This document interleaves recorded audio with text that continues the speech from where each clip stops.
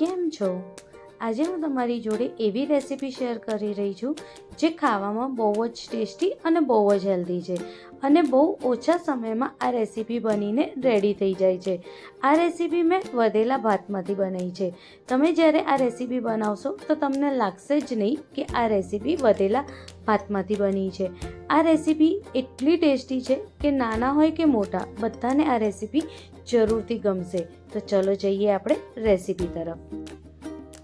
અહીંયા મારી જોડે 2 વાટકી જેટલા ભાત હતા, તો એને મેં એક મોટા વાસણમાં લઈ લીધું. આપણે એને મોટા વાસણમાં જ લેવાનું છે, જેથી આપણે એની સરસ રીતે એનો એક લોટ રેડી કરી શકીએ. હવે આપણે એને સ્મેશરથી આવી રીતે એને સરસ રીતે સ્મેશ કરવાનું છે. તમે ઈચ્છો તો આને તમે મિક્સર ગ્રાઇન્ડરમાં પણ ક્રશ કરી શકો છો, જેથી એ એકદમ સોફ્ટ થઈ જાય અને એના આખા દાણા ના રહે. જ્યારે એ આવી રીતે સ્મેશ થઈ જાય પછી આપણે આમાં 3 બાફેલા બટેકા એડ કરવાના છે. મેં અહીંયા મીડિયમ સાઇઝના 3 બટેકા લીધા છે. હવે આપણે જે કદુકસ કરવાનું હોય એ જે સૌથી ઝીણું હોય એનાથી આપણે એને કદુકસ કરી દેવાનું છે. આપણે બહુ મોટું કદુકસ નથી કરવાનું અને કદુકસ કરીને જ આમાં બટેકાને એડ કરવાનું છે, જેથી જે એના મોટા મોટા ગાંઠા બટેકાના આમાં ના આવે. જ્યારે સરસ રીતે કદુકસ થઈ જાય પછી મેં અહીંયા 3 લીલા મરચાંને એકદમ ઝીણું સમારીને એડ કર્યું છે. એક નાનું ગાજરને પણ એકદમ ઝીણું ઝીણું સમારીને મેં આમાં એડ કર્યું છે. હવે મેં 1 મુઠ્ઠી જેટલું મકાઈના દાણા એ બી મેં બાફીને આમાં એડ કર્યા છે. હવે એક મીડિયમ સાઇઝના કાંદાને આવી રીતે ઝીણા સમારીને આમાં મેં એડ કર્યું છે. હવે આપણે બધા મસાલાને આમાં એડ કરીશું.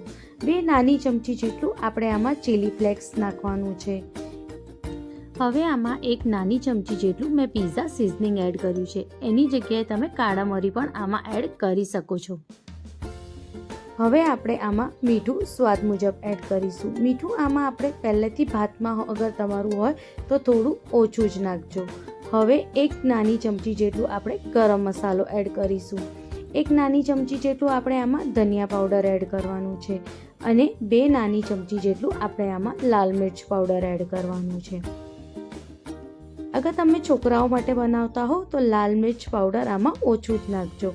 હવે 1 મુઠ્ઠી જેટલું આપણે આમાં કોથમીર એડ કરીશું. હવે બધાને આપણે સરસ રીતે મિક્સ કરી દેવાનું છે. આપણે બહુ દબાઈને મિક્સ નથી કરવાનું. આપણે થોડા હલકા હાથે મિક્સ કરતાં એનો એક સરસ લોટ બાંધી દેવાનો છે.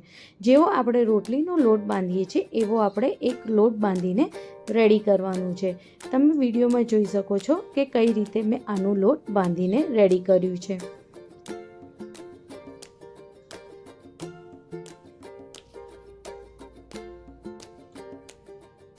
જ્યારે આવી રીતે સરસ લોટ એક એનો બંધાઈ જાય પછી આપણે થોડું હાથમાં તેલ લેવાનું છે.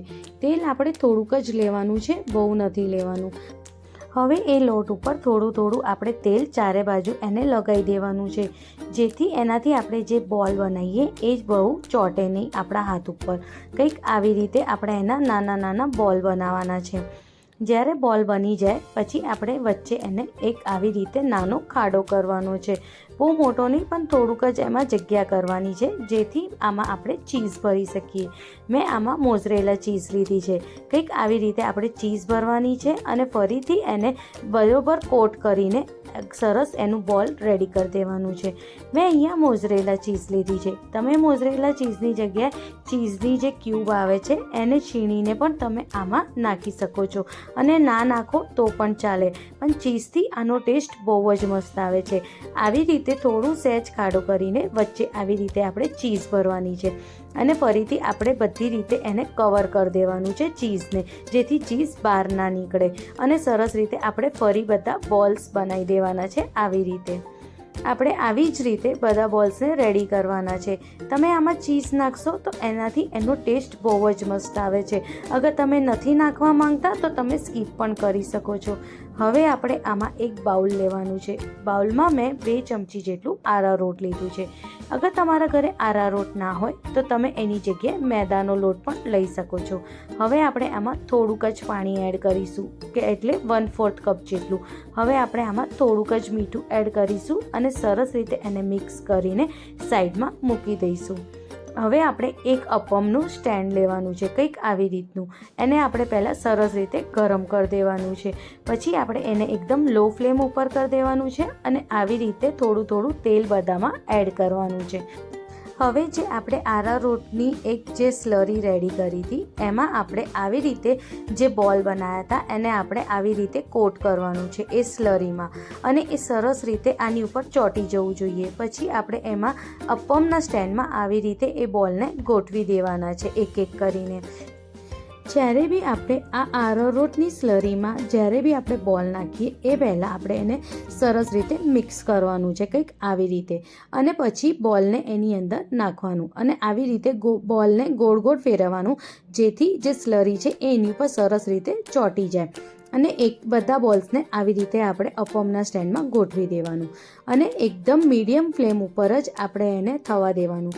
જ્યારે એક બાજુ થઈ જાય પછી આપણે આવી રીતે બધાને ફેરવી દેવાનું છે. આપણે બહુ હલકા હાથે આ બધી પ્રોસેસ કરવાની છે, સહેજ બી ભાર નથી આપવાનું, અને એક બાજુ સરસ રીતે થાય પછી જ આપણે એને બીજી બાજુ પલટવાનું છે, એ પહેલાં નથી પલટવાનું. જો કંઈક આવી રીતે એકદમ લાઇટ બ્રાઉન જેવા એ થઈ ગયા છે, અને આપણે આની અંદર એને બરોબર શેકાવા દેવાનું છે, જેથી જે ઉપરની સ્લરી જે આપણે લગાવી છે એ અને અંદરનું જે બટેકાનો માવો છે એ સરસ રીતે શેકાઈ જાય.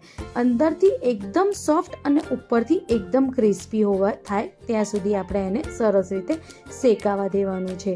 જો કંઈક આવી રીતે. હવે આપણે બીજી બાજુ બી જ્યારે એને પલટીએ એ પહેલાં આપણે એને થોડું તેલ નાખીશું, તાકી એ બીજી બાજુ બી સરસ રીતે શેકાય. બીજી બાજુ તેલ એડ કરવું બહુ જ જરૂરી છે, કારણ કે જેવી રીતે જ્યારે આપણે પહેલી વારમાં તેલ નાખ્યું હતું એવું આપણે બીજી વાર બી તેલ નાખવું જ જોઈએ, જેથી એ એકદમ સરસ ક્રિસ્પી અને એકદમ ક્રન્ચી ટેસ્ટ આવે. જો કંઈક આવી રીતે આપણે બધામાં તેલ થોડું થોડું એડ કરી દઈશું.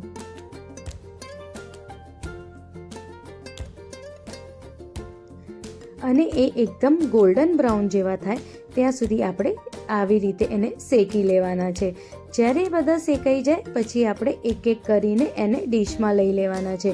જો કંઈક આવી રીતે તમે વિડીયોમાં જોઈ શકો છો કેટલા સરસ શેકાઈ ગયા છે, અને આપણે તળ્યા બી નથી પણ ખાલી શેક્યા જ છે, અને એ બી ખાવામાં એટલા ટેસ્ટી લાગશે કે તમને ખબર જ નહીં પડે કે તમે આને તળ્યા નથી, શેક્યા છે. આવી જ રીતે આપણે બધા બોલ્સને લઈ લઈશું અને બધા બોલ્સને આવી જ રીતે આપણે શેકી લેવાનું છે. અપમ ચીઝ રાઈસ બોલ. આ બોલ ખાવામાં બહુ જ ટેસ્ટી અને બહુ જ હેલ્ધી છે. એકવાર આ રેસીપી જરૂરથી ટ્રાય કરજો. તમને ગમે આ રેસીપી તો લાઈક, શેર અને કમેન્ટ કરવાનું ના ભૂલતા, અને તમારા દોસ્તો સાથે પણ જરૂરથી શેર કરજો. અને તમને આવી જ નવી નવી રેસીપી જોવા માંગતા હો તો બેલ આઇકનને દબાવવાનું ના ભૂલતા, અને મળીએ આવી જ સરસ અને મજેદાર રેસીપી સાથે. તમે જોઈ શકો છો આ કેટલું અંદરથી પણ ચીઝી છે. Thank you.